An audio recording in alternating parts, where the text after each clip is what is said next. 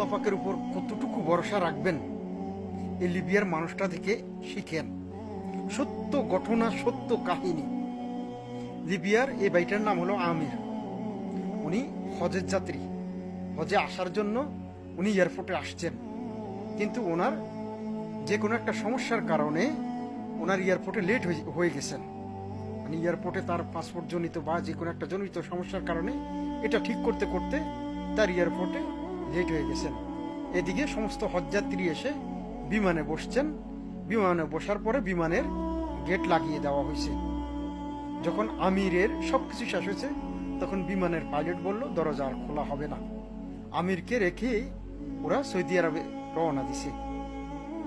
আমিরকে ওখানকার মানুষ বলতে আছে, আমির তোমার হয়তো ভাগ্যে নাই, তুমি ঘরে ফিরে যাও। আমির একটা কথাই বলছে যে আমি হজে যাব, আমি হজে যাওয়ার নিয়ত করছি, আমার আল্লাহ আমাকে হজে নিবেন। মধ্যখানে শোনা যায় যে বিমানের পাইলট কল করে বলতেছে বিমানে একটা সমস্যা দেখা দিছে, এই জন্য বিমান রিটার্ন আসতেছে।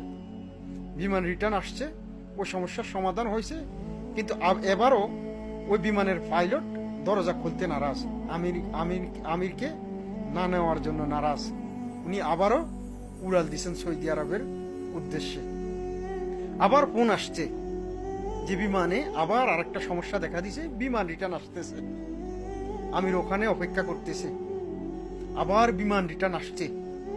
আসার পরে যে সমস্যার সমাধান হয়েছে, এবারও কিন্তু বিমানের পাইলট বলতে আছে বিমানের দরজা খোলা হবে না, আমিরকে নেওয়া হবে না।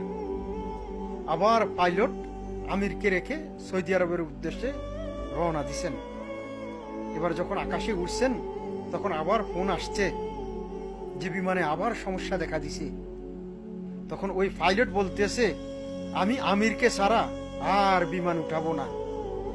যখন আমিরকে বিমানে উঠাইছে তখন সুন্দর মতো সৌদি আরবে আসছে।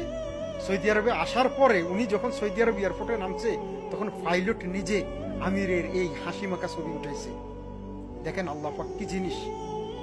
ভরসা রাখেন আল্লাহ পাকের উপর, নিয়ত রাখেন, কঠিন নিয়ত রাখেন যে আমার আল্লাহ আছেন, আমাকে হেল্প করবেন, আমার আল্লাহ আছেন, আমাকে সাহায্য করবেন, আমার আল্লাহ আছেন, আমার আল্লাহ এক এবং অদ্বিতীয়, আমার আল্লাহ আমার কথা শুনতেছেন, আমার আল্লাহ আছেন, আমার আল্লাহ আমাকে দেখতেছেন, আমার আল্লাহ আছেন, আমার আল্লাহ আমার দোয়াগুলো কবুল করতেছেন, আমার আল্লাহ আছেন, আমার আল্লাহ প্রতিনিয়ত আমাকে ভালো কাজের উদ্দেশ্যে ডাকতেছেন।